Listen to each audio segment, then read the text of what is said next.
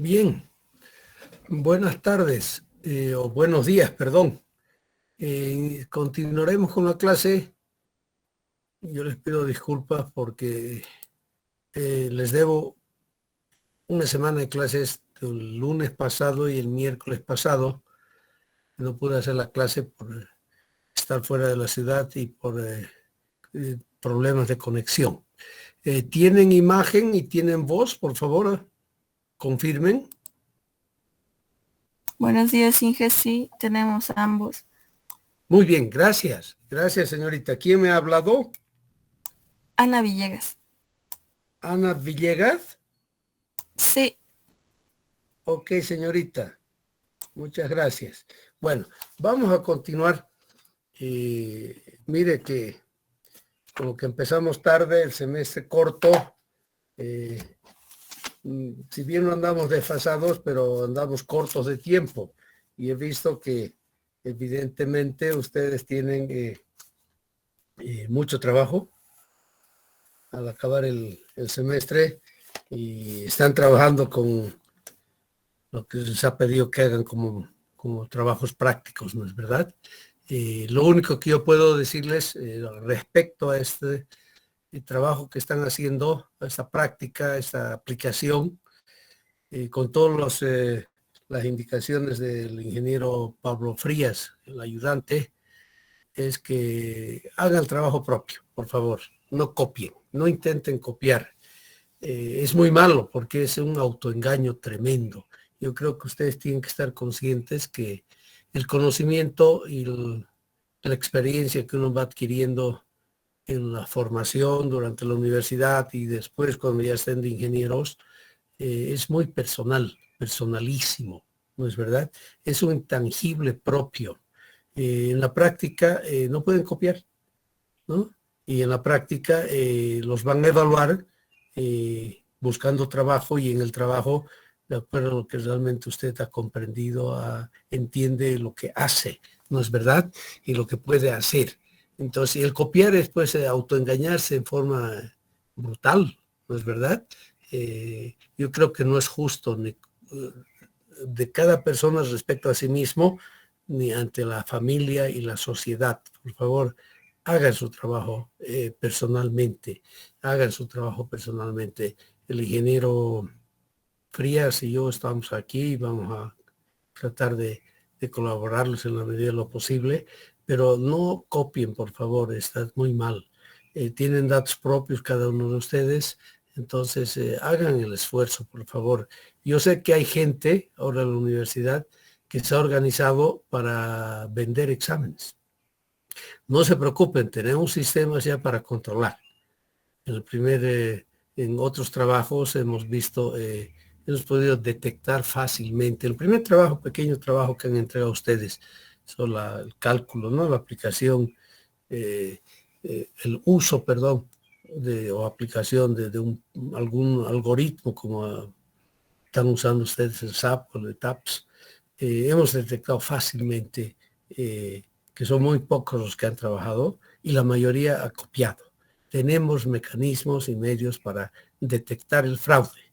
Por favor, no lo hagan, ¿ya? Bien, pero continuamos ahora con esa pequeña recomendación. Quiero hablar con ustedes el día de hoy. Vamos a hacer una clase un poco especial, les digo, porque creo que es necesario. De hecho, vamos a hablar sobre los asentamientos de consolidación.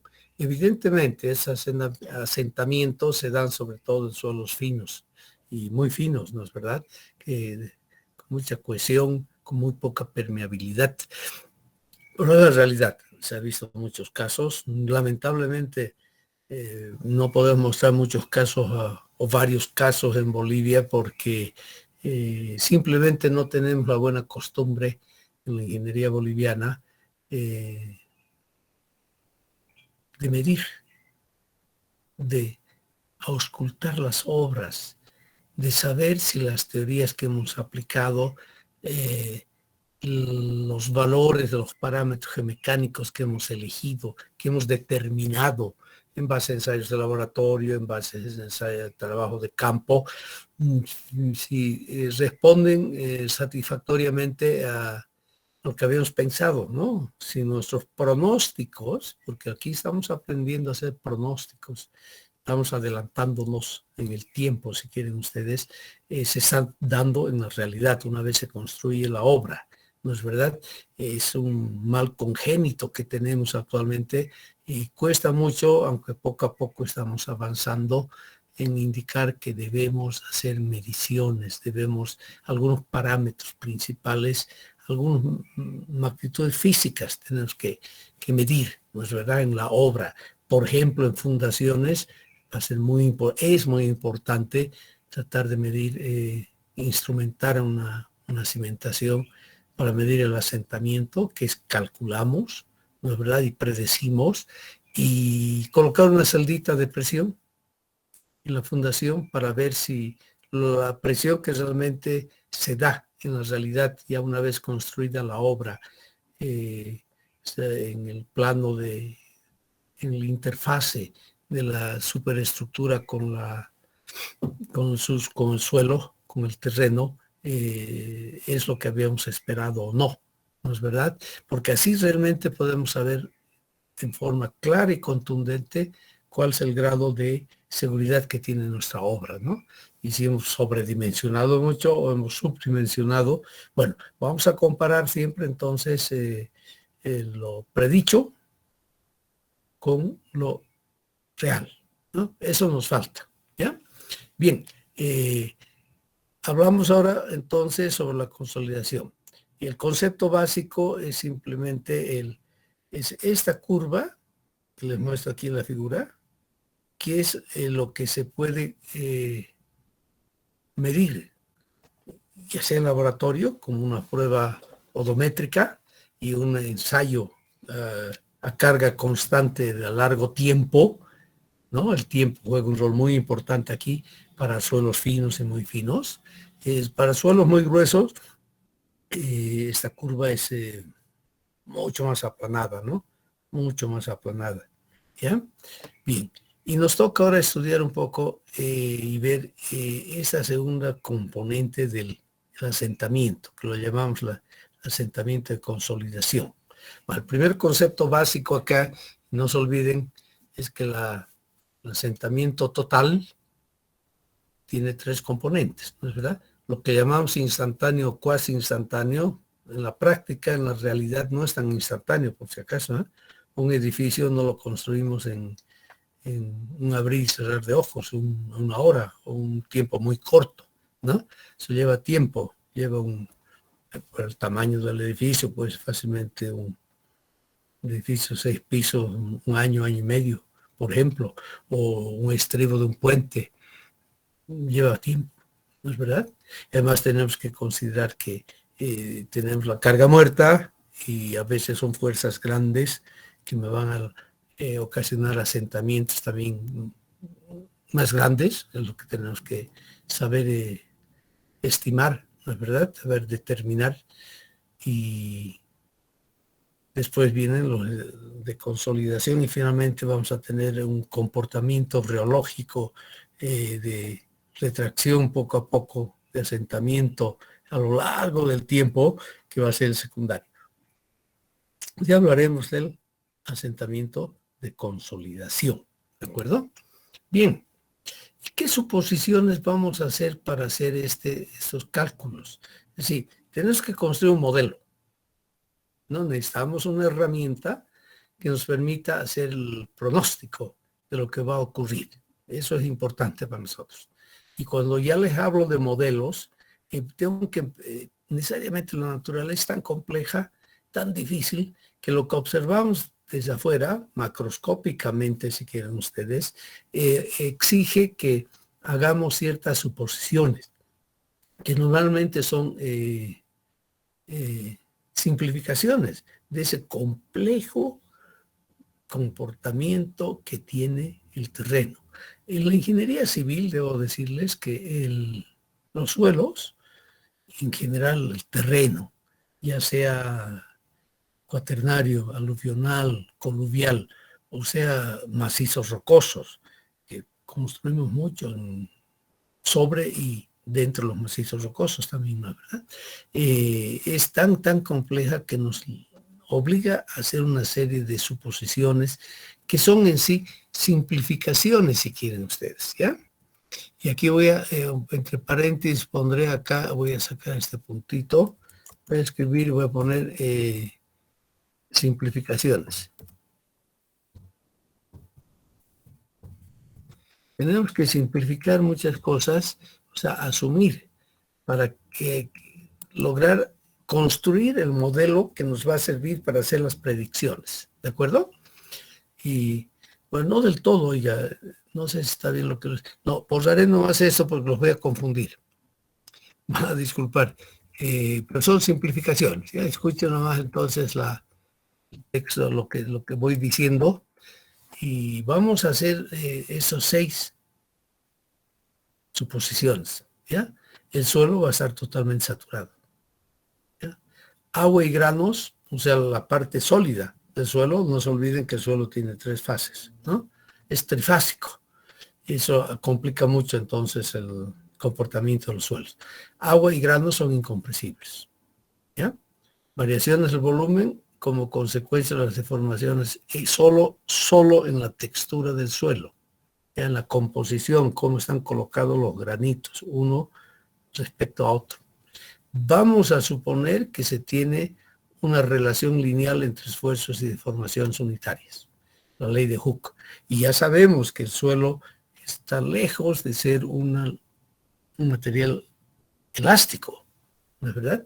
Como es el acero, por ejemplo, en gran parte de las magnitudes de los esfuerzos a los cuales es sometida una masa de acero, realmente es lineal y es elástica porque usted quita la fuerza y recupera toda la deformación volviendo otra vez a un estado original sin deformaciones, ¿no? Cuando pasa evidentemente ese límite llamado de fluencia, entonces sí se presentan deformaciones permanentes, que son las deformaciones plásticas, ¿no?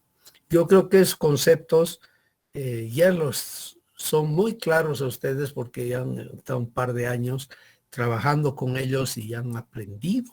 Espero que hayan estudiado conscientemente en forma muy honesta sus materias básicas, ¿no?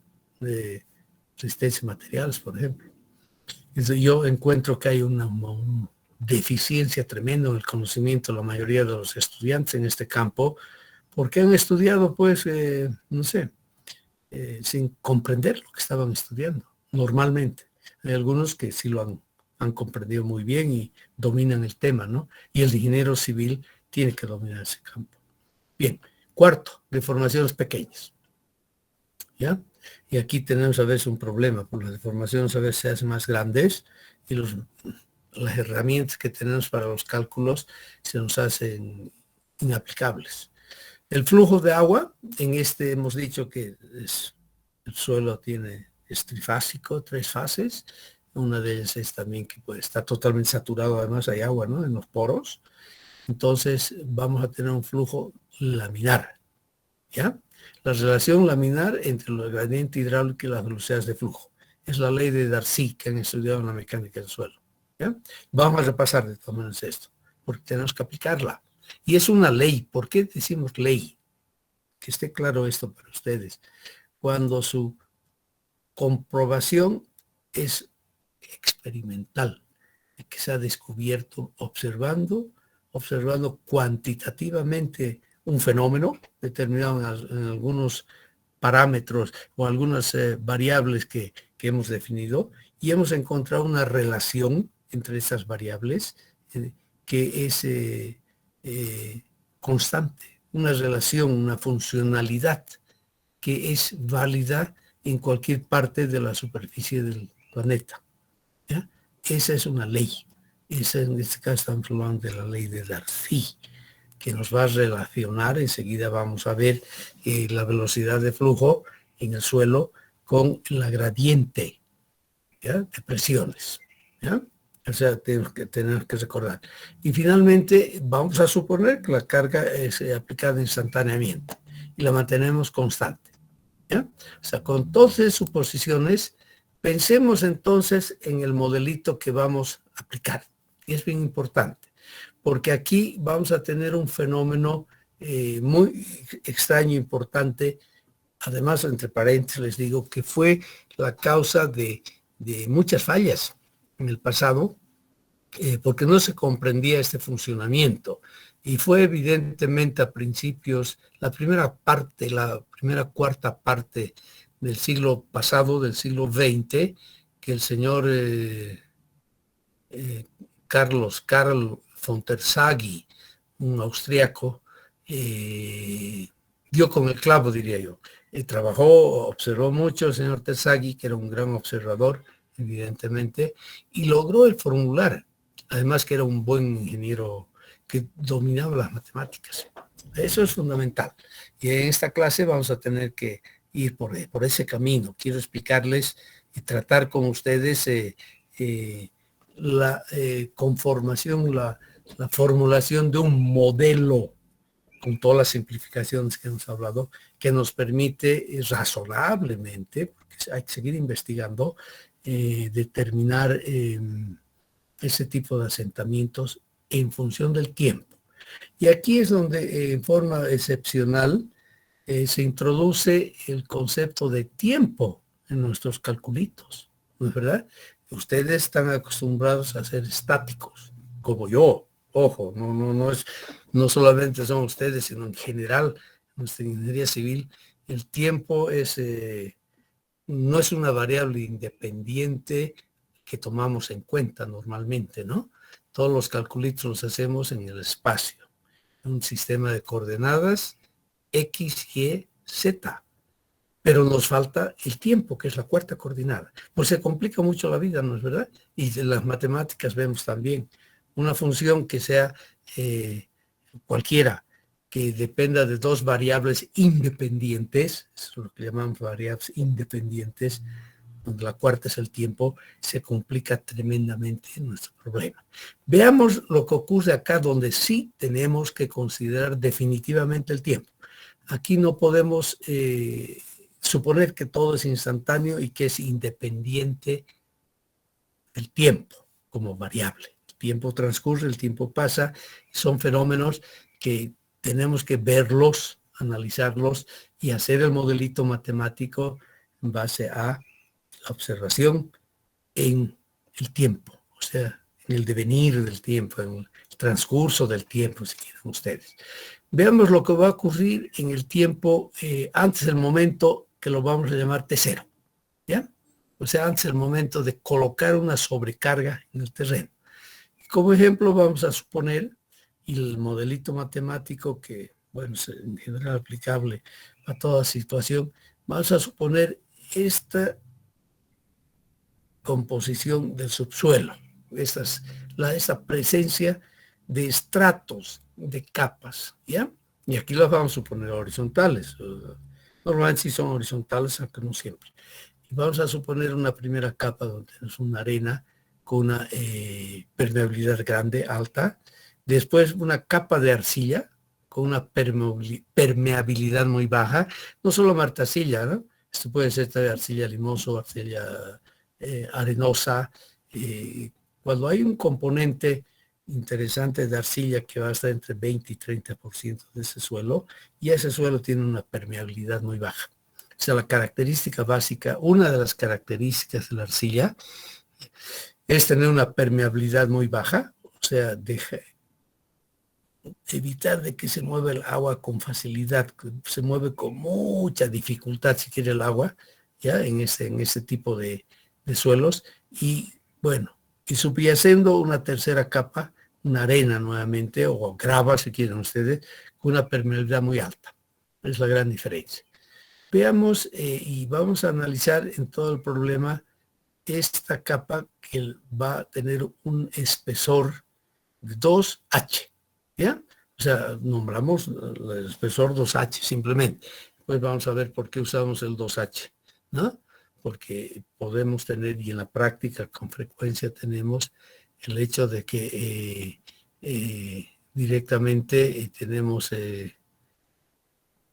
aquí una capa subyacente también impermeable, totalmente impermeable para nuestro modelito.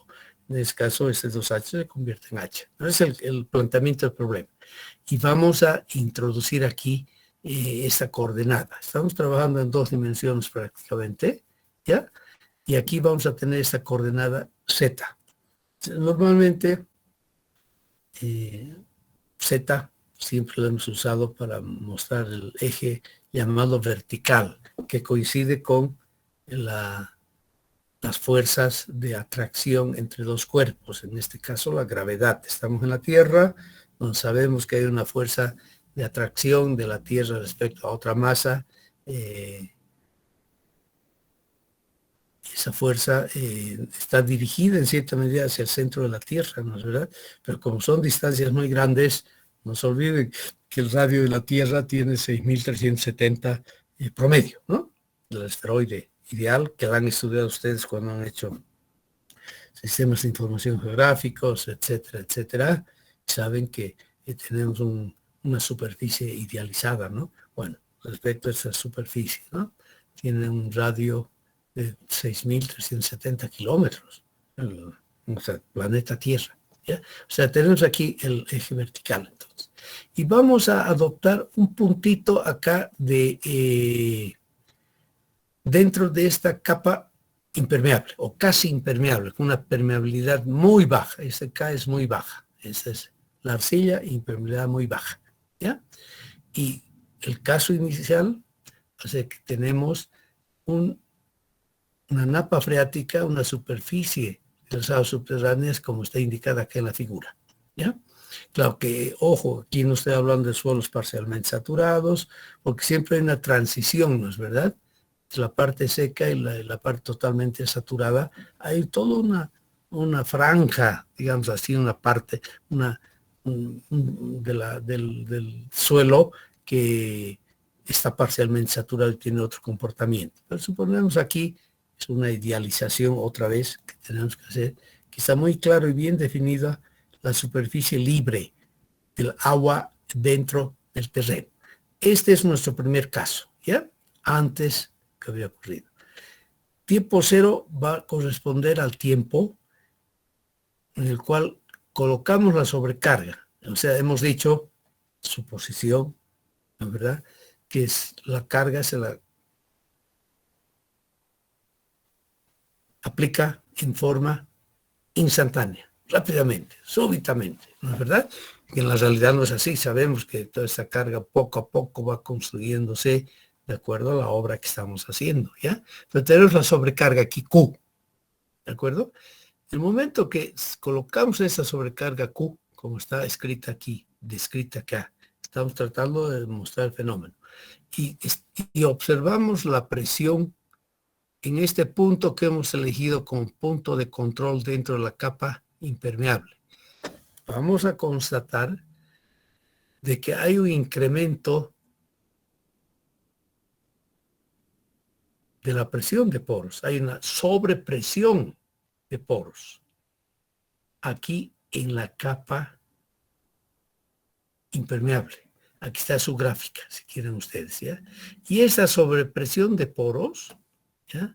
Y bueno, y eso se ha medido además, o sea, eso es lo que les estoy describiendo aquí, el fenómeno que estoy describiendo ha sido verificado experimentalmente, por si acaso, ¿no? Y vamos a ver que tenemos aquí una sobrepresión de poros que es igual a la sobrecarga, a esta fuerza por unidad de superficie. Es un esfuerzo, ¿no es verdad? Este Q, ¿de acuerdo? Vemos entonces que al colocar, ya idealizando en forma instantánea la carga, vamos a tener una sobrecarga de presión de poros, que va a tener esta distribución a lo largo de esta capa de arcilla impermeable. ¿Ya? Pasa el tiempo y se va a poder observar de que esta presión de poros va disminuyendo progresivamente, ¿ya? Porque va a haber entonces, debido a la presión, hay una variación de la gradiente de presiones, ahí entra a dar sí, eso vamos a describir entonces, y va disminuyendo, de tal manera de que la carga que estamos poniendo externamente, que no depende del comportamiento del suelo, ¿no es verdad? Sigue habiendo equilibrio vertical además, ¿no? Tiene que haber un equilibrio total, la sumatoria de las fuerzas, etcétera, etcétera, tiene que ser igual a cero en el eje vertical. Entonces vemos que esta sobrepresión inicial de poros se va convirtiendo en un esfuerzo efectivo. O sea, y si hay esfuerzos en los sólidos, sabemos que ir esto acompañado de deformaciones. Eso es una observación fundamental que hacemos experimental en realidad, ¿no? O sea, vamos a ir teniendo entonces una disipación de la sobrepresión de poros paulatinamente.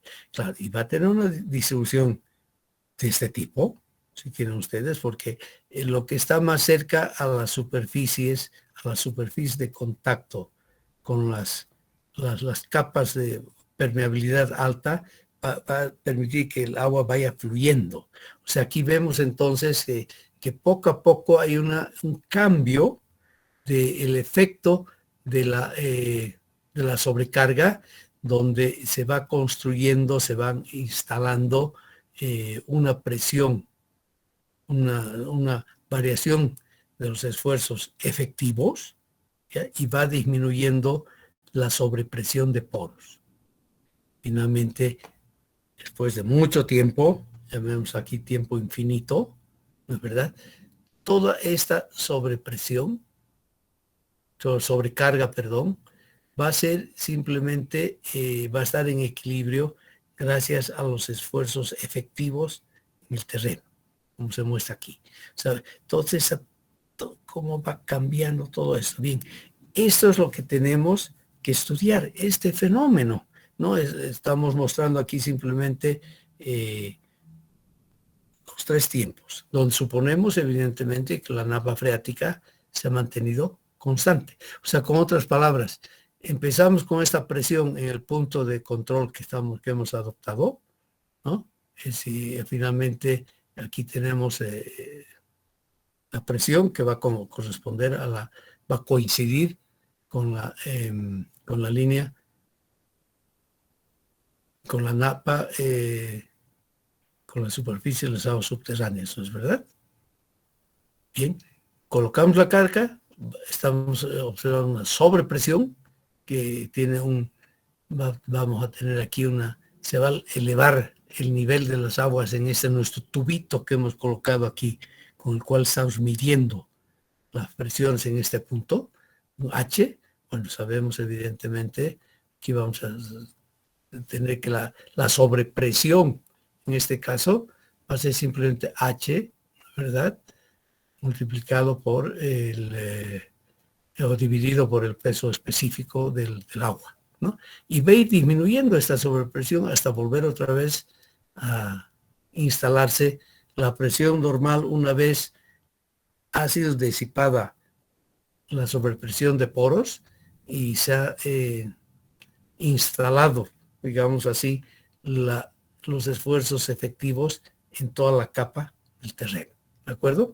Espero que el concepto de cómo estamos aproximándonos al problema esté claro. Entonces, ¿no? Es un fenómeno transitorio, es un fenómeno que ocurre en función del tiempo. Estamos yendo entonces de un estado, primero, bueno, original T-0, antes, del momento en que cargamos la carga, todo es sobrepresión de poros, hasta un estado final, que es donde hay equilibrio, pero donde la ecuación ahora de equilibrio es la sobrecarga con los esfuerzos efectivos. O sea, en este caso, entonces, evidentemente, ese esfuerzo efectivo, este incremento del esfuerzo efectivo va a ser igual a la sobrecarga Q, ¿no? Y está en equilibrio. Bien. ¿Y qué es lo que estamos buscando en esencia entonces? ¿no? Para encontrar.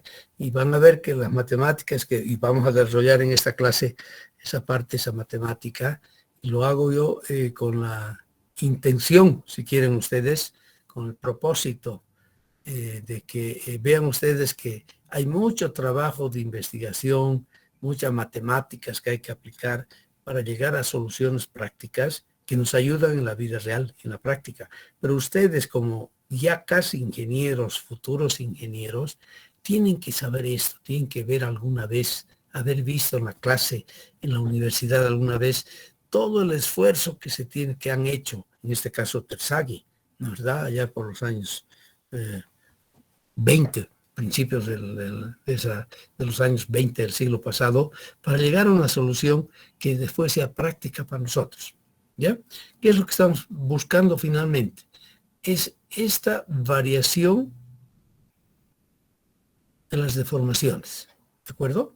Cómo va a ir variando en función, enseguida vamos a ver después de un factor de tiempo que simplemente esto es para demostrarles, para mostrarles que lo que estamos buscando es el asentamiento de consolidación S en función del tiempo.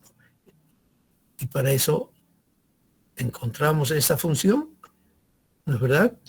O sea, encontramos la variación tanto en la posición, o sea, de ahí viene esta variable aquí, la posición, y del tiempo, el tiempo que está aquí normado también. Eso vamos a definir este factor de tiempo y de la deducción matemática y el asentamiento de poros, el asentamiento del suelo, que es lo que nos interesa a nosotros, ¿no? ¿Verdad? Es lo que estamos buscando, ¿ya? Lo mismo podemos ver aquí las gráficas, y estoy mostrando aquí resultados en cierta medida, ¿no es verdad? De los esfuerzos efectivos, cómo van a ir variando en diferentes puntos que hemos definido de nuestra capa de arcillas, y finalmente para llegar a esta función, que es la que nos interesa, ¿no es verdad? Es la función normada, en este caso, del asentamiento. Ese es asentamiento para nosotros, ¿ya?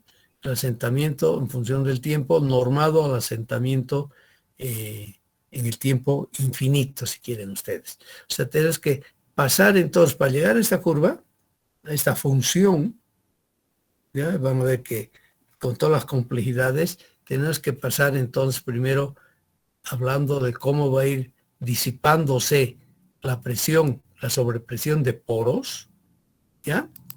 Y cómo va a ir incrementándose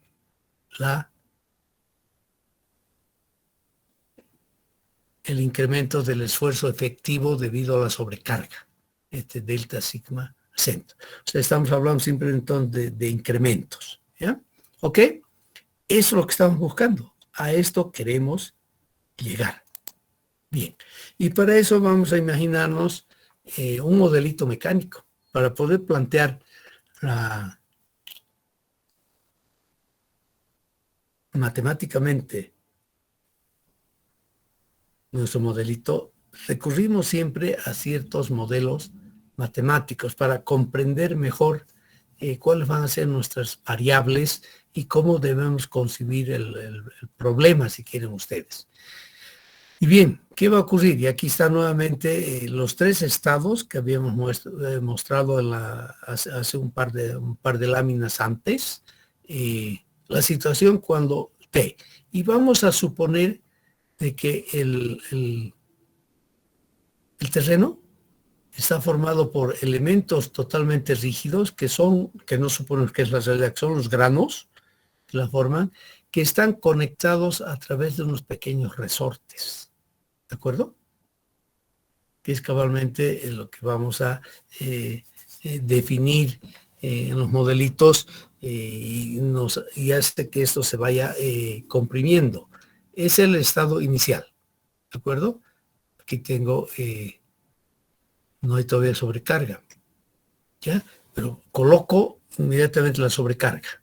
Ese delta Z. ¿Y qué va a ocurrir? Va a empezar a fluir el agua, si quieren ustedes, que está en toda esta parte entre los granitos, va a ir subiendo hacia arriba. Aquí hay conductos, digamos, del fluido, y va a ir acortándose. Va a haber un asentamiento, un movimiento de todo esto debido a la sobrepresión Q que estamos colocando aquí arriba, ¿no es verdad? Va a ir comprimiéndose los resortitos, o sea, el terreno como tal, hasta llegar al estado final, T infinito, donde vamos a tener este asentamiento, esta deformación vertical, este desplazamiento, perdón, vertical de ese infinito. Y vamos a llegar a este nuevo estado, que lo estamos representando cabalmente con estas distribuciones de los esfuerzos, ¿no? Inicialmente todo es un esfuerzo sobre presión de poros, se va transformando esa sobrepresión de poros porque va fluyendo el agua de todo este que estaba ocupando los poros, o sea, va disminuyendo, si quieren ustedes, el volumen de poros, ¿no es verdad? Va a ir disminuyendo y para llegar finalmente a la situación final de equilibrio después de mucho tiempo, que va a ser esta, ¿ya? Y de hecho, creo que en alguna otra clase ya les he mencionado que la norma alemana, por ejemplo, pide de que se suponga, para efectos de cálculo, que ese infinito, o sea, el asentamiento total en el tiempo, es aquel que logramos después de 10.000 días, de 27 años. ¿Ya? Es la norma, nos dice. Ahí ya consideran que ya no va a haber más desplazamientos y está todo consolidado o sobreconsolidado. ¿Ya? Bien. ¿Qué es lo que tenemos que comprender entonces en este momento? Hace un momento les decía, veíamos acá que vamos a tener aquí una elevación de la altura del nivel de agua en el momento en que colocamos la sobrecarga, ¿no es verdad? Bien, y esto es lo que podemos observar sin ninguna dificultad con un pequeño tubo acá, ¿ya? Con un pequeño visiómetro abierto, si quieren ustedes, tipo Terzaghi también decimos, ¿no? Aunque ahora en la actualidad tenemos instrumentos o mecanizados y usamos aquí un piezoómetro de cuerda vibrante. A ver si hablamos un poquito más de eso en esta clase, pero es fundaciones, ¿no? Ya no es geotécnica en general. Tenemos formas ahora de medir electrónicamente también las presiones en cualquier parte del cuerpo, de un suelo, ¿ya? Sin necesidad de tener un piezómetro abierto, como es el caso que hemos ilustrado acá, ¿ya? Ok. Y definimos muy bien entonces, ese H va a ser entonces el incremento de la sobrepresión máxima, ese delta U. U siempre hemos indicado que es presión de poros. Aquí va a haber una diferencia, lo vamos a dividir por el peso específico del agua. Y así vamos a tener esa definición bien clara. Con estas unidades.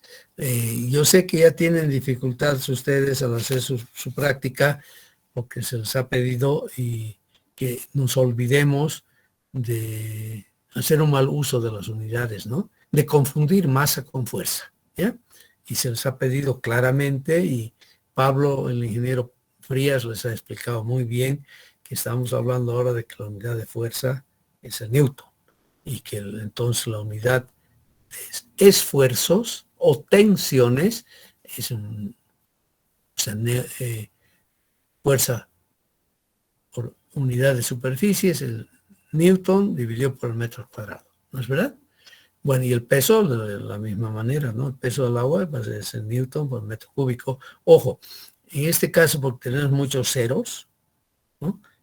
Usamos el kilonewton en el caso del agua y en el caso de los suelos también, ¿no es verdad? Porque no se olviden, el peso específico, peso unitario del agua es en sí 10.000 newtons metro cúbico, ¿ya? 10.000, pero son tantos ceros que nos molesta, entonces usamos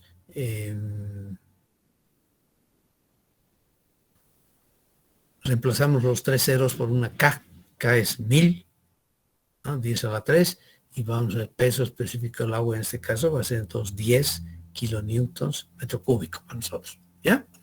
Bien, y la definición básica de Terzaghi, ¿no? Que yo la llamo la ley de Terzaghi, porque gracias a esto Terzaghi nos ayudó a resolver muchos problemas y a explicarse por qué hubo colapso de obras a fines del siglo XIX y a principios del siglo XX. Hubo muchas fallas de obras, entre otras fundaciones y también empresas. Y bueno, se tuvieron que constatar asentamientos diferenciales y deformaciones muy notorias de algunas obras que son obras simbólicas y que son paradigmas de los asentamientos diferenciales, como es la Torre de Pisa, ¿no es verdad? ¿Ya?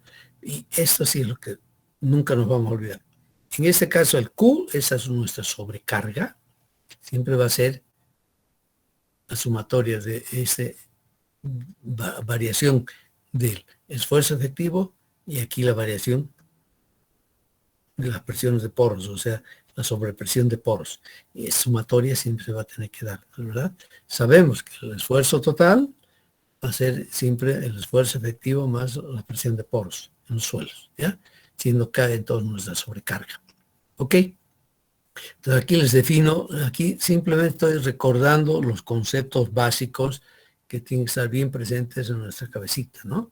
Y no se olviden, por favor, en toda la simbología, y eso es universal, que es con este superíndice que indicamos siempre los esfuerzos efectivos, ¿ya?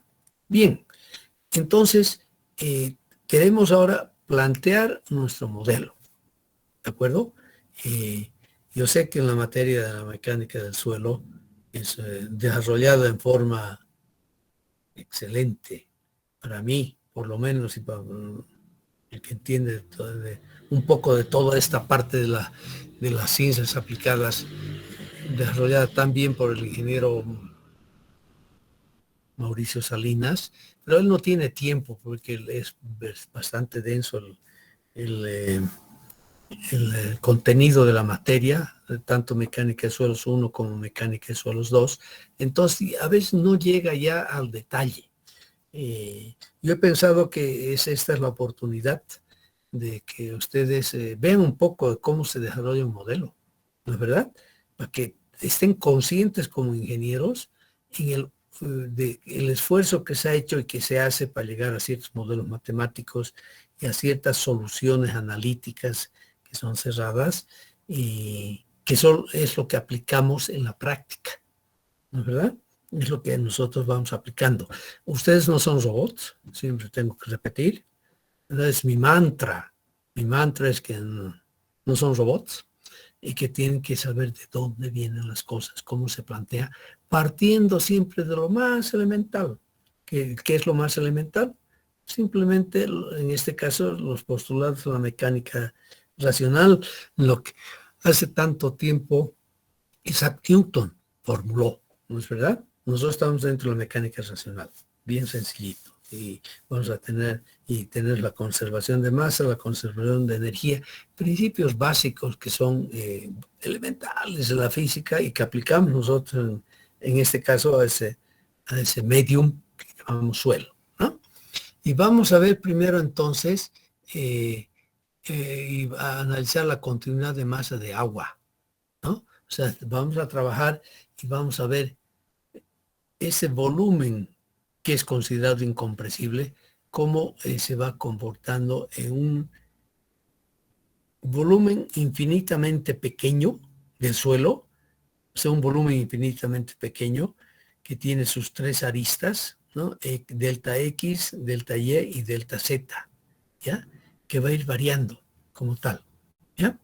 Y vamos a ver, tenemos agua aquí y tenemos unas velocidades, ya que son caudales por unidad de superficie, que están indicados aquí con este vector, su vectorcito, que vamos a considerar de que esto es uniforme en esta superficie infinitamente pequeña, en esta superficie transversal, infinitamente pequeña, ¿verdad?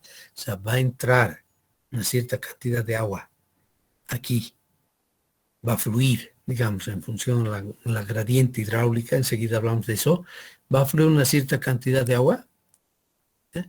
y va a salir del volumencito que estamos estudiando una cierta cantidad de agua también en el tiempo que estamos considerando, un delta T como tal, ¿de acuerdo? O sea, de hecho entonces esta velocidad en la dirección Z es una función de X, el lugar donde estaríamos ubicados en la capa de este terreno impermeable, y del tiempo, ¿de verdad? Es una función de estos.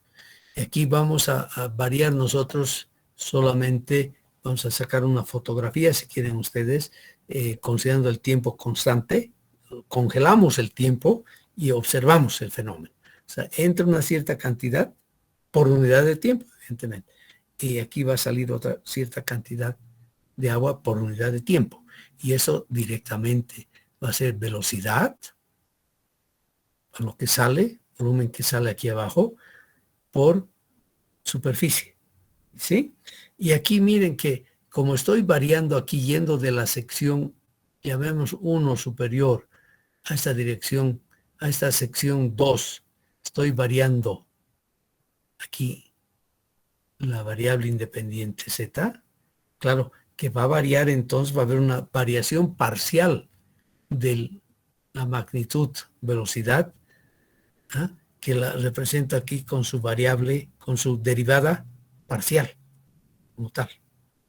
¿Sí? O sea, esa es la velocidad que tengo aquí en esta superficie, en esta nueva. Aquí estoy suponiendo, evidentemente, que la dirección de flujo es de arriba hacia abajo. ¿De acuerdo? No necesariamente, también puede ser de abajo hacia arriba en cualquier dirección, eso tenemos que investigar. Pero eso sí, sí es un vectorcito perpendicular a la superficie que estoy viendo, ¿no? Entonces, no tengo problemas aquí de descomponer este vector velocidad. Velocidad es vector, no se olvide. Entonces, aquí tengo el volumen que sale, velocidad, que con un pequeño incremento, ¿no? Porque he variado delta Z por la superficie. Y lo que entra aquí en la superficie superior, simplemente V por dx de Y. ¿Sí? Aquí tengo primeras ecuaciones, dos primeras ecuaciones. ¿Ya? Bien, entonces, estamos viendo entonces la diferencia de volumen de agua en el intervalo delta T, ¿ya? Que entre lo que entra y lo que sale, ese volumen, diferencia de volumen, cómo va cambiando el volumen del agua en el cuerpo infinitamente pequeño delta X, delta Y, delta Z, es la resta de los volúmenes, lo que sale menos lo que entra como tal. ¿Sí? Bien, entonces vamos a tener nosotros acá directamente, ven ustedes que la variable, la variación del volumen del agua respecto al tiempo, o sea, esta diferencial aquí, como no estoy variando X, ese delta, delta que es todavía macro, si quieren ustedes, lo puedo escribir con la simbología de la derivación parcial. Estoy variando solamente el tiempo. Va a ser igual a esta variable en el Z esta vez, también parcial de la velocidad respecto a la posición, a Z, a la variable independiente Z, por dx de y de Z. ¿Ya? O sea, tenemos entonces ya esta primera ecuacióncita, la 3. Bien, veamos ahora cómo vamos a relacionar esto con la parte hidráulica, porque aquí lo que estamos haciendo en sí es un modelo acoplado, ¿ya? Yo lo llamaría, ese es un modelo hidromecánico. Ahora, en la mecánica del suelo moderna, digamos, se empieza a desarrollar a partir de los años 80 del siglo pasado, y hace 30, 40 años, tenemos modelos acoplados. Ahora estamos trabajando mucho, Barcelona ha sido la que ha dado la pauta, los modelos termo-hidromecánicos, ¿no? O sea que se va cada vez comprendiendo mejor y planteándose modelos mucho más completos de la realidad para hacer nuestros pronósticos. ¿Ya? Bien, veamos entonces cómo vamos a relacionar, vamos a ver qué es esta velocidad, ¿no? Y aquí es donde aplicamos la ley de Darcy. conocemos de los ensayos que hizo este señor Dacy en su fuente de Dijon y qué sé yo, estaba trabajando para abastecimiento de agua y estaba viendo cómo se movía el agua en una capa permeable y él experimentalmente, y es lo que hacemos siempre ahora en el laboratorio, se vio esta igualdad de que esa velocidad del flujo en el suelo es directamente proporcional a la gradiente hidráulica. Tenemos que recurrir un poco a lo que han aprendido de la hidráulica, ¿no es verdad? A la gradiente hidráulica. Y el coeficiente este coeficiente aquí lo vamos a llamar de correlación de estos dos elementos, es un valor intrínseco que lo llamamos coeficiente de permeabilidad. ¿De acuerdo? Aquí estamos suponiendo, de hecho, vamos a suponer que el flujo es evidentemente laminar, pero ya no entramos más a eso, ¿ya? O sea, aquí está la ley de Darcy. O sea, velocidad del movimiento de las aguas subterráneas es igual a un coeficiente K, que lo llamamos coeficiente de permeabilidad, por la gradiente hidráulica. Y la gradiente hidráulica en este caso es simplemente la variación de la altura de presión, H, dividido por o respecto es la derivada parcial de H respecto a Z. Y siempre negativo. ¿Qué significa eso? De que el flujo siempre va de un lugar de presión mayor a un lugar de presión menor. O sea, necesariamente esta gradiente hidráulica siempre va a ser entonces negativa, ¿ya? Y tenemos eso en sí una definición también, ¿ya? ¿Y por qué es negativo? He tratado de poner aquí, cada vez estoy aprendiendo un poco más en este tipo de lecciones y de explicación de las cosas telemáticas, ¿no? O sea, virtual, como llamamos ahora, y voy poniendo algún texto más para que sea más comprensible, no estén adivinando después cuando lean esas láminas, estén estudiando y vayan a buscar referencias en manuales, tenga ya una mejor guía para comprender todo lo que estamos diciendo y haciendo, ¿ya? Entonces, si nosotros agarramos y combinamos esas ecuaciones, introduciendo las 5, digo, ya me he equivocado acá, o no me he equivocado. Las 5, claro, en la 5 lo introduzco en la 4, ¿no? La 5 en la 4, y voy a tener entonces esta expresión de la velocidad del movimiento de las aguas. ¿De acuerdo? ¿Ya? Bien. Y si nosotros introducimos además la ecuación 6 en la ecuación 3, o sea, aquí a veces pierdo el tiempo volviendo hacia atrás, pero no importa. O sea, aquí vamos a reemplazar entonces este B. Este B, Darcy, vamos a reemplazar aquí, donde ya hemos reemplazado además lo que es la gradiente hidráulica, ¿no es verdad? Y vamos a obtener entonces esta ecuación, con ese menos. ¿De acuerdo? O sea, es una doble diferencia, ¿no es verdad? Vamos a aplicar este operador matemático diferencia parcial acá, ¿no es verdad? Y obtenemos finalmente esta relación entre la variación del volumen del agua en el cubito en el volumen elemental de X, de Y, de Z que hemos definido inicialmente, la variación del volumen de agua en ese cubito va a ser igual entonces a esta segunda derivada parcial de la variación de la sobrepresión o de la presión de poros. Esta es la variación de la sobrepresión de poros, ¿no es verdad? El delta U, ¿ah? Respecto a Z. Claro, esas dos constantes K y peso unitario del agua salen fuera de del operador diferencia, del operador diferencia parcial en este caso, porque son constantes, ¿no es verdad? Entonces encuentro esta ecuación, la primera ecuación importante que hemos deducido entonces para estudiar este fenómeno todavía tridimensionalmente, ¿no es verdad? en el volumen X, Y, Z, ¿no? Este sería el mini volumen del volumen elemental que estamos considerando. Bueno, a ver, una pregunta les hago hasta acá. ¿Han podido seguir lo que hemos charlado hasta ahorita, la deducción de esta ecuacióncita A? ¿Alguien me puede dar su opinión? Pues todo esto, nunca han visto esto, nunca han visto en ninguna materia. ¿Quién me da su opinión? A ver, Gustavo Condori. ¿Está en clases? Condori. Joven Condori. ¿Para qué se está conectado? Yasmín Acebo. Yasmín Acebo.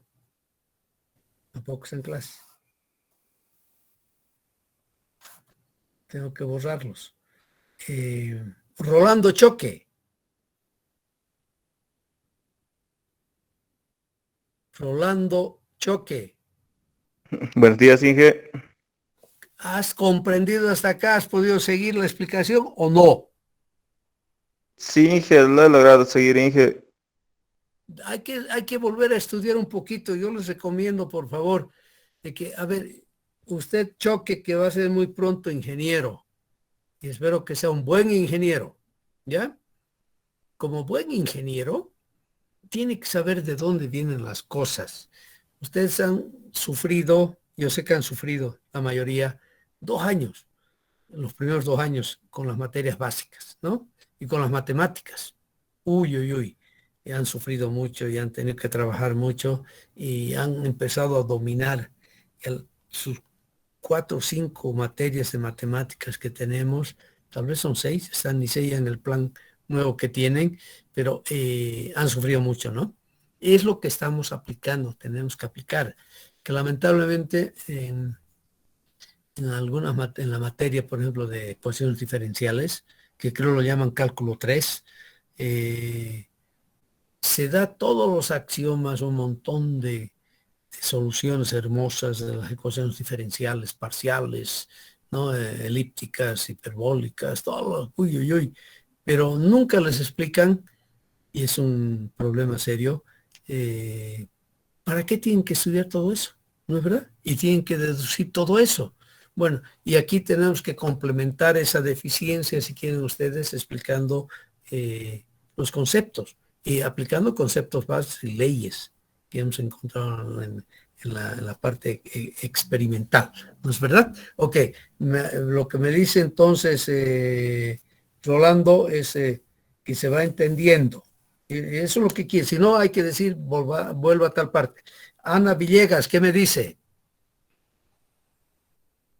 Sí, igual he estado entendiendo con las ¿Se puede diapositivas. seguir más o menos o estoy hablando en chino o Sí, que en árabe? se Que puede va a ser seguir. peor en árabe, ¿no? En chino Sí, también, yo creo chino y árabe con otros alfabetos para nosotros es incomprensible, ¿no? ¿Ah? Pero la lógica, lo que quiero es que me sigan con la lógica y lo que yo quiero mostrarles acá es el esfuerzo que han hecho otros ingenieros, científicos, matemáticos, en plantear los modelos que usamos para resolver problemas finalmente, ¿no? Tratar de integrar todo eso y después aplicar, ¿ya? Ok, pero sigamos entonces. Ahora vamos a entrar, hemos dicho que estamos en un modelo acoplado hidromecánico. Y cuando tenemos eso, tenemos que considerar, además, por otra parte, la deformación de la estructura de los sólidos, ¿no? O sea, del cambio de la textura del no sólido de los suelos. Aquí debería, porque sólido es muy genérico, ¿no? Debería poner suelos.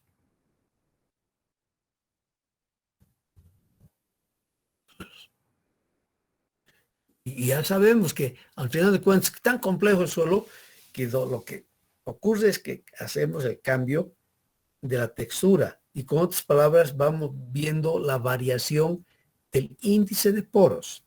La anterior clase, creo que también era mi intención mostrarles de que la deformación que yo voy registrando, que vamos registrando en la naturaleza y un ensayo odométrico, que es un ensayo evidentemente con condiciones confinadas, ese delta de Z, ya aplicándolo en nuestro cubito infinitamente pequeño, ¿no es verdad?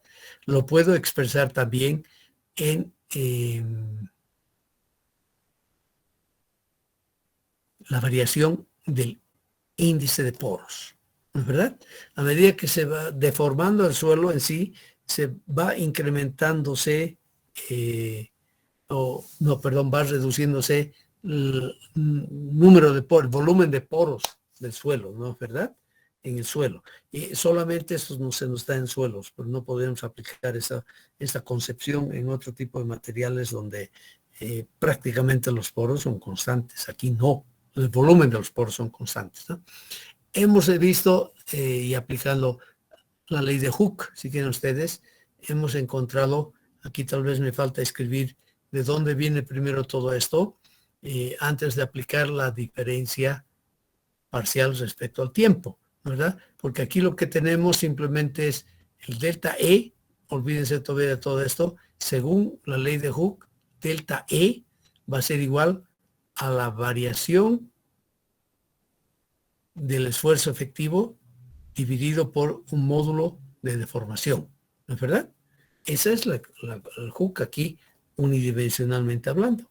Tal vez aquí tendría que aumentar partir de la leycita de Hooke inicialmente antes de aplicar la variación en función del tiempo, que sea el operador, diferencia parcial, ¿no es verdad? Bueno, lo aplicamos al lado izquierdo, al lado derecho de la igualdad esa de la ley de Hooke como tal, y encontramos esta expresión directamente. Lógico, nuevamente, este ES que llamamos, ese módulo de deformación, no estoy hablando ya aquí del módulo elástico o módulo de Young. ¿Por qué? Porque el suelo no es elástico. ¿De acuerdo? No es elástico. El suelo tiene una relación que no es lineal, porque este ES va variando. Eso depende de la intensidad del esfuerzo que estoy aplicando. ¿Verdad? Por eso es mejor hablar del módulo de deformación. Y hemos definido en la anterior clase, no se olviden, del módulo secante M. O sea, este ES es igual a M, que lo habíamos definido en el anterior subcapítulo, en el anterior de esta unidad. ¿De acuerdo? Ok. Tengo entonces esta relación que es Hooke, simplemente después de haber hecho la derivación parcial respecto al tiempo. ¿Ya? Aquí voy a añadir inicialmente el Hooke inicial para que esté más claro. ¿Ya? Bien, entonces yo tengo entonces esas relaciones, ¿no es verdad? De delta E en función de Z y de T, o sea, es función de las dos variables independientes como tal, que la vamos a usar, ¿ya? Bueno, y aquí vuelvo a definir lo que es ES. ¿Ya? Bien, entonces no nos vamos a olvidar ahora por otra parte de que tenemos nosotros acá de que la variación del esfuerzo efectivo, en nuestro caso específico ya de la sobrecarga Q, no es nada más que Q menos la variación de la presión de poros. Todo esto está derivado respecto al tiempo, una derivación parcial. Si yo aplico este operador en las funciones, lo que tengo entre paréntesis, tengo de que la variación de Q respecto al tiempo va a ser igual a 0, que es una carga que la mantenemos constante, ¿no? Entonces voy a tener simplemente, encuentro aquí de que la variación del esfuerzo efectivo respecto al tiempo no es nada más entonces que la variación de la sobrepresión, la variación entonces de la presión de poros respecto al tiempo, con este signo negativo que automáticamente surge de la definición que tenemos del esfuerzo total. Bien, si nosotros agarramos la ecuación 9, que la tenemos acá, en la ecuación 10, la introducimos en 8, entonces vamos a obtener, introducimos esta acá y encontramos esta otra ecuacioncita que me está dando la variación del volumen de agua, no, perdón, la variación del volumen del suelo respecto al tiempo en función de la variación de la sobrepresión, delta U, el tiempo. Igualamos nomás las dos ecuaciones. ¿Sí? Y ahora hemos encontrado esta ecuación y hemos encontrado y vamos a plantear esta igualdad finalmente, donde decimos que si nosotros derivamos además, no, eso ya hemos visto, ¿ya? Tiene que haber continuidad, ¿no es verdad? Tiene que haber esta continuidad en el cambio del volumen del agua y que tiene que ser igual al cambio del volumen del suelo. Pero es lógico. Si sabemos que los granitos no van a perder su volumen, ¿no es verdad? Si yo he comprimido el suelo, entonces el cambio del volumen del agua en el volumen infinitamente pequeño tiene que ser igual al cambio del volumen del suelo como tal.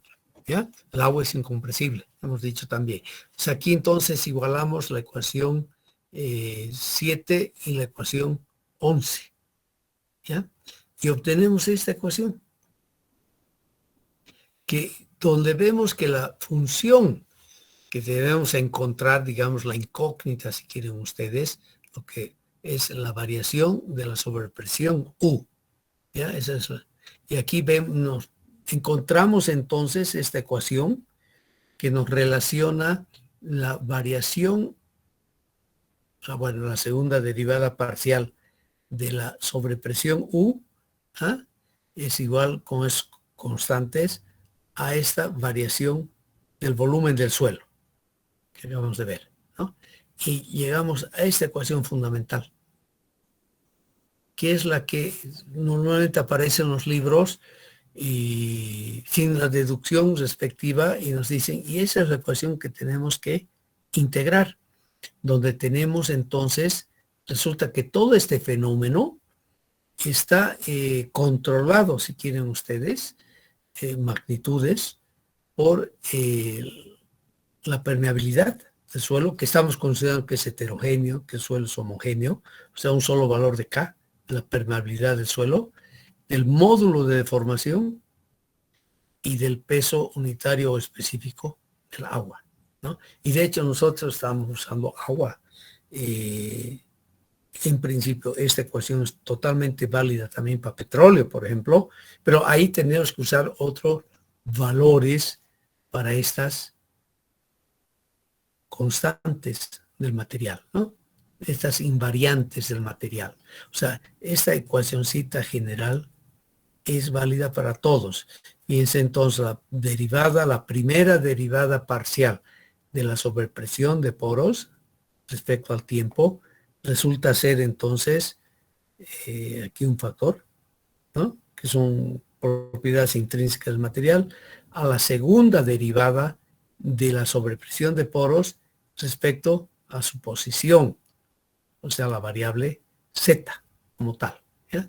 O lo que sí van a tener que hacer un poco acá, por favor, ya no puedo entrar a eso más, es, acuérdense, revisen un poquito, porque han hecho derivadas parciales ustedes, no sé en qué cálculo, yo creo que en cálculo correspondía al cálculo a la materia de ecuaciones diferenciales cabalmente, ¿no? Donde se fueron de las derivadas totales, que es el t normal, las de parciales que están indicadas con este símbolo griego. ¿Ya? Bien, y aquí vamos a definir un concepto bien importante, que es el coeficiente de consolidación CV, que es evidentemente entonces, pueden ver ustedes, un coeficiente mixto, donde tengo que ver con el suelo, que son características del suelo, si quieren ustedes, ¿no? De eso, índice de vacíos y la deformación lo vamos a, el módulo de deformación que vamos a definir experimentalmente y del peso específico del agua. ¿Ya? Y nosotros introducimos este coeficiente de consolidación entonces definido acá. Encontramos esta expresión sencillita, que es la que aparece en todos los libros. ¿Ya? Para esta consolidación unidimensional, porque solamente estoy viendo la variación de Z y que corresponde además a los ensayos que hacemos llamados odométricos, de lo cual ya hemos hablado bastante la vez pasada, ¿no? Y de hecho tienen que ver ustedes que cuando tenemos suelos finos, usted de ingeniero tiene que solicitar que se le hagan estudios odométricos, donde vamos a deducir varias variables, ¿no es verdad? Y si se acuerdan, vamos a deducir el CC y el CB, ¿no? Son los dos coeficientes que hemos encontrado de un ensayo hidrométrico. No vamos a confundir con este CB, ¿no? Estamos definiendo un otro coeficiente, que es el coeficiente de consolidación en este caso. O sea, nos va a tocar entonces encontrar la solución de esta ecuación diferencial. ¿De acuerdo? Esa ecuación diferencial. ¿Y cómo vamos a resolver? Pero antes de seguir adelante, quiero hablarles un poquito del orden de magnitudes de ese coeficiente CB, el del coeficiente de consolidación. ¿Ya? Este CB. Aquí un poquito, para que esté un poquito mejor, voy a colocar esto más chiquitito. ¿Ya?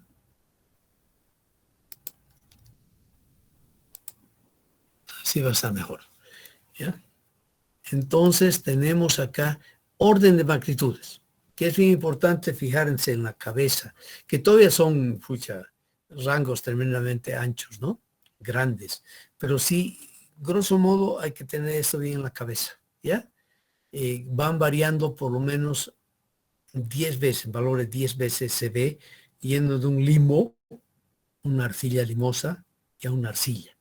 O sea, de hecho, lo que sí tiene que estar claro para nosotros es de que una arcilla tiene un coeficiente de consolidación 1000 veces menor al coeficiente de consolidación de un limo. Imagínense, aquí no tengo los datos exactos, a ver si puedo completar esto para poner una arena fina que debe tener un 10%, incluso casi de arcilla, 5, 8% de arcilla, va a ser aún más grande, ¿no es verdad? O sea, estamos hablando de magnitudes bien pequeñas, ¿no? Pero totalmente válidas. Esos son los valores que tenemos en unidades metro al cuadrado segundo. Eso no se olvide, ¿ya? Esta partecita hay que fijar estos datos y fijamos un poco la cabeza que interviene en esta ecuación diferencial, ¿no?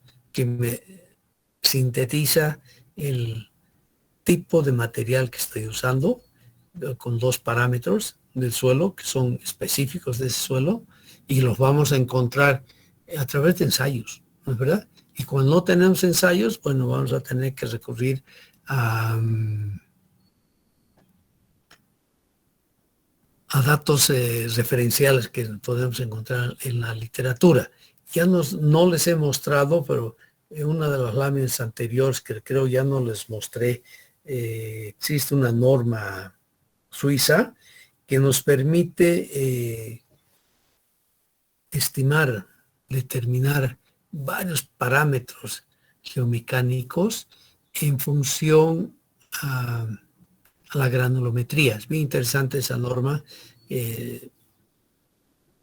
Vamos a acabar de traducirla. Está en alemán y en francés. Vamos a tratar de tener, aunque el ingeniero Frías ya ha hecho un excelente trabajo, porque la ha traducido ya al castellano, donde todavía nos falta hacer unas correccioncitas y la vamos a publicar, ¿no? Se las vamos a dar a ustedes para que tengan herramientas de trabajo en la práctica. ¿No es verdad? Bien. Esta ecuación entonces tenemos que resolver. ¿De acuerdo? Y les digo por otra parte, ustedes agarren el libro que han usado de Das.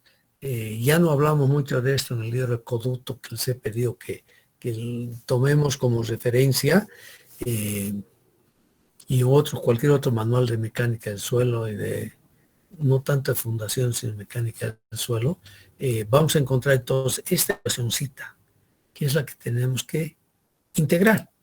¿Ya? Tenemos que integrar. Y para eso tenemos dos posibilidades, hablando ya matemáticamente. Vamos a tratar junto con ustedes, perderemos una horita más, de integrar esta ecuacióncita, la ecuación cabalmente y la vamos a llamar de consolidación unidimensional, ¿de acuerdo? La vamos a resolver a través de ver cómo va variando la sobrepresión de poros, y de esa sobrepresión de poros voy a deducir cabalmente los asentamientos, ¿no? Que es el objetivo, es lo que estamos buscando, ¿ya? Bien, decíamos que tenemos dos posibilidades de resolver. Ya sea aplicando una separación de variables, funciones que dependen de una sola variable, o aplicando las transformadas de Laplace. Y nosotros vamos a ir por el camino de la separación de las variables, ¿ya? Y claro, cuando tenemos un problema de este tipo, siempre tenemos que considerar, siempre cuando integramos, acuérdense, siempre resulta que tenemos unas constantes de integración, ¿no se acuerdan? ¿Por qué? Porque la derivada de una constante es igual a 0. Si yo estoy integrando una función, necesariamente entonces la derivada de 0 es una constante, si quieren ustedes, ¿no? Entonces tenemos que considerar ciertas condiciones límites de borde para resolver nuestro problema. Y estas son las condiciones límites de borde que vamos a considerar en una solución para encontrar las constantes de integración, si quieren ustedes, ¿ya? En la capa superior de arena no va a haber ningún incremento de sobrepresiones, va a ser igual a 0, y en la parte inferior, cuando Z es igual a 2H, también va a ser igual a 0, ¿no? Son las condiciones de borde que estamos imponiendo a nuestro problema, que se acercan a la realidad, ¿no? Porque lo que estamos analizando es una capa de arcilla muy impermeable, que está confinada entre una capa superior de material muy permeable, que es la arena, y material muy permeable, que es la arena también por la parte inferior, ¿ya? Y además vamos a tener una condición inicial, ¿ya? Que nos dice entonces que para el tiempo del T igual a 0, ¿ya? Nos damos la presión, ese delta U, que va a ser delta I, y delta inferior, que va a ser prácticamente entonces a la sobrecarga que estamos colocando. Eso vamos a usar entonces al hacer la integral, ¿ya? Bien, apliquemos esta separación. Y aquí empieza uno a fantasear y aplicar lo que grandes matemáticos desde el siglo XVII, XVIII desarrollando, y que está ahora en sendos libros de matemáticas, lo que estudian los matemáticos, ¿no? A veces matemáticos a veces son medio autistas y no nos explican a los ingenieros lo que están haciendo y cómo lo que están haciendo, qué están haciendo, ¿no? Nos explican algo en nuestras materias básicas de las matemáticas, lo que necesitamos como ingenieros para aplicar resolviendo los problemas del campo específico de nuestra especialidad. En este caso, hablando de ingeniería civil y mecánica de suelo, ¿no? Entonces, y vamos a definir esta función de sobrepresión de poros, vamos a suponer de que es el producto de dos funciones, f y g. O sea, con otras palabras, ¿qué estoy haciendo? Que estoy separando las variables independientes. O sea, estoy reemplazando esta función, que es la que quiero resolver, la que está en nuestra ecuación, aquí, ¿no es verdad? ¿Ya? Es la ecuación básica, la ecuación diferencial de segundo grado básica unidimensional, ¿no? Y homogénea de segundo grado, está muy bien definida acá. Vamos a suponer que existe una función f, que solamente es función de la variable independiente z, y una función g, que es solamente función del tiempo, ¿ya? O sea, es la gran hipótesis que hacemos acá en este procedimiento de resolución de ecuaciones diferenciales parciales homogéneas, ¿ya? O tendríamos que aplicar las series de Fourier, de Laplace, perdón, que se nos complica mucho más. O sea que Terzaghi, que sabía de matemáticas, ojo, Terzaghi era un ingeniero de mecánica, un ingeniero mecánico, inicialmente. Y en ese entonces, cuando Terzaghi estudia su ingeniería a fines del siglo XIX, él estudia en Viena y en Graz, otra universidad técnica de renombre que hay en Austria, en el sur de Austria. Él tenía que saber muchas matemáticas, tengo que estudiar muchas matemáticas, y en ese entonces los ingenieros de esa época realmente estudiaban matemáticas, ¿no? O sea que no veían como algo accesorio, sino muy importante, que debería ser también así aquí en Bolivia y en cualquier parte del mundo, ¿no?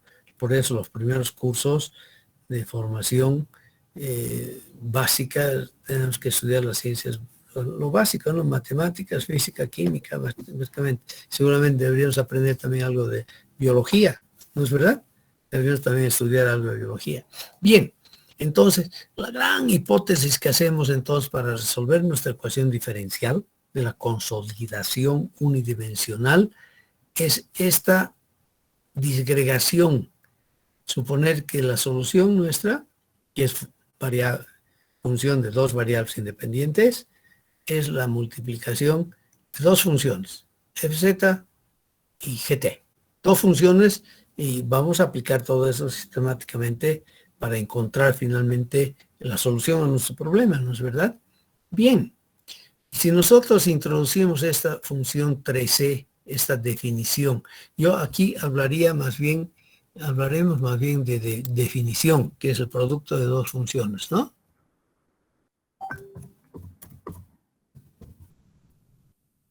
Definición 3c, por ejemplo, una definición.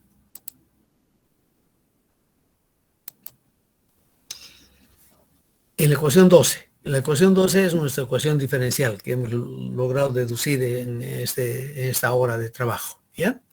Entonces, aquí, ¿qué es lo que voy a hacer?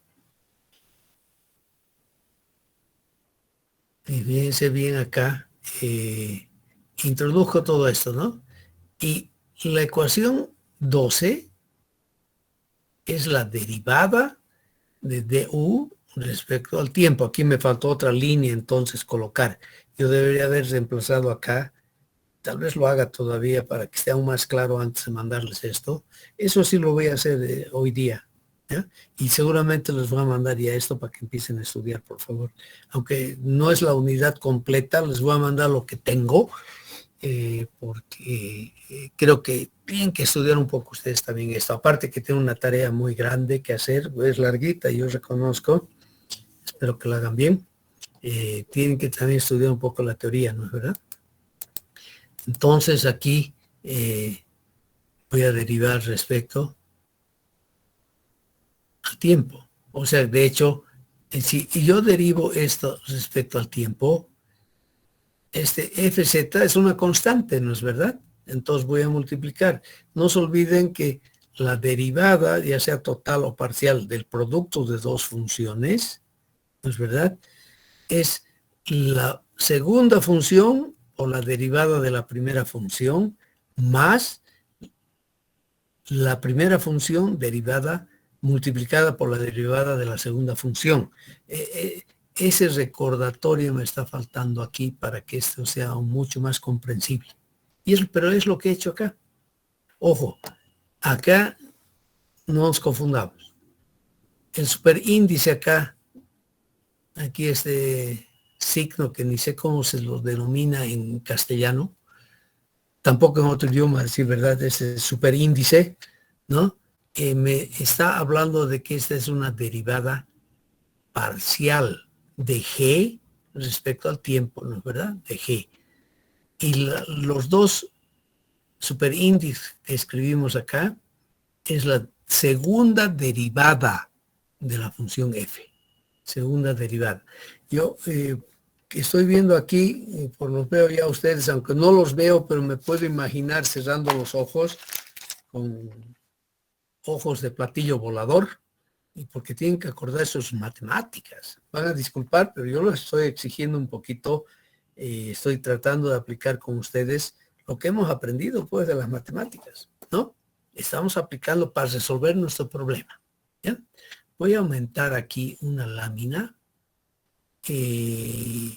haciendo el recordatorio de la diferencia, de la derivada de una multiplicación de dos funciones, ¿ya?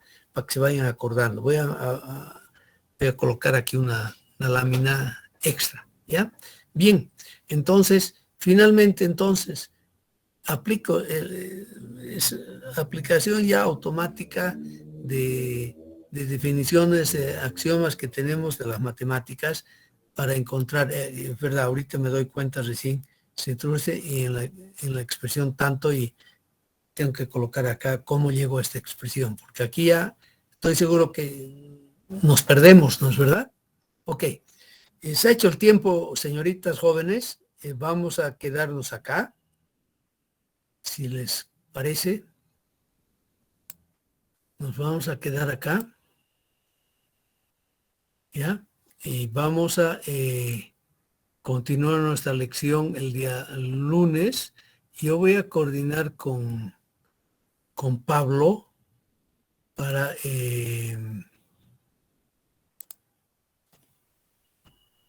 ver cómo se los pueda auxiliar en el trabajo que todavía tienen que hacer y que están trabajando. Vamos a hacer unas 2 sesiones de preguntas y de dudas, ¿les parece? Sí, ingeniero, estaría muy bien. Ya, sí, pero que tienen que trabajar, porque si no han trabajado, si no están trabajando, no tienen que preguntar tampoco, no tienen duda alguna, ¿no es verdad? Yo les pido por favor que trabajen, ¿ya? Ok, les agradezco, han estado presentes, no muchos, porque apenas tengo 45 inscritos o participantes, en fin, hay mucha gente que seguro ya botado la toalla porque le parece que tiene que estudiar y tiene que esforzarse, ¿no? Pero eso ocurre siempre, ¿no? Es el gran perjuicio que tenemos de la masificación. En cursos, cursos superiores, imagínense, hay 140, 150, tenemos 2 grupos, etcétera, etcétera. Pero al final, el promedio es que máximo un 30% asiste a clases, se esfuerza, y de ese 30%, sí, un buen porcentaje puede vencer la materia, pero los demás nuevamente van a repetir, nuevamente un gasto innecesario para el Estado, para su familia, gasta su vida innecesariamente, digo yo, o sin ningún producto, sin un beneficio real tangible. Lamentablemente es así. Les agradezco, nos vemos el día lunes entonces, ya que tengan ustedes todavía una buena semana de trabajo y que les vaya muy bien. Buenos días. Bueno, ingeniero, hasta el lunes. Buenos días, Inge. Ingeniero.